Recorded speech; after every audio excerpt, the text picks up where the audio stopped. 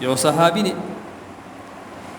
ماسوتن مز به د نبی کریم صلی الله علیه وسلم سره ادا ک بیا خپل قوم تراغه او دغه د ماسوتن د مز به بیا خپل قوم ته پڑھاو ای کې بیا علما وی چې هغه زمانہ کې دوه منځونه دا جایز یو امام پسې بیا بل خپل د امامت کو یا دا چلته به نبی رسول الله پسې نفل وکړل بیا قوم تراغه نو قوم ته به فرض ادا کړ لکه زمونږ د امام ابو حنیفه رحمت الله علیه مذهب دا دی چې نفل کون کې پسې فرض کون کې موز نشي کولای چې امام نفل کوي او شاته اور پسې مقتدی فرض ادا کوي نو دا نه کیږي او کچره امام د فرض نیت تړل مثلا ماسپخین موز دی کنه او یو سړی بل ځکه موز کړل جمعه تراغه وي ورګه امام ولار دراشه د نفل نیت کو تړه نو کول شي خنه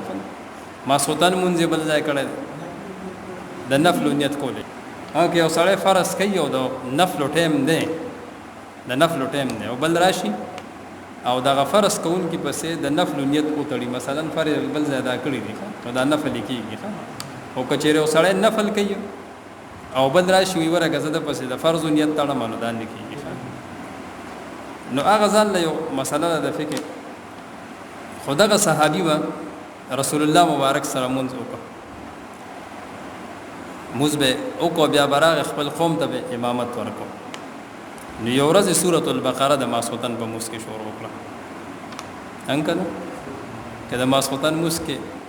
چې تمون یو حافظ سے مخ کې کوچه سورۃ البقره شروع وکړه څوک بیادا کی تختی بټول بخا دا څه ده نه سورۃ البقره شروع کړه نو صحابي په منځ کې مزمات کوم ځان لوکړه نو چې کله خلکو موز ادا ک خلک ورته ته منافق شه د جمع موز پرې خو زه منافق شه ونیم وې زه به سار زم رسول الله مبارک ته بردي صحابي شکایت کوم چې مونږ ټول راستړي شو پټي کې کار وکړو روزګار مو کړی سم ستړي حضرت د راشي مونږ ته سورۃ البقره ولید ما سلطان په موس کې نو راغه نبی رسول الله والسلام ته سار شکایت وکړه رسول الله مبارک هغه بل صحابي راوغخته وته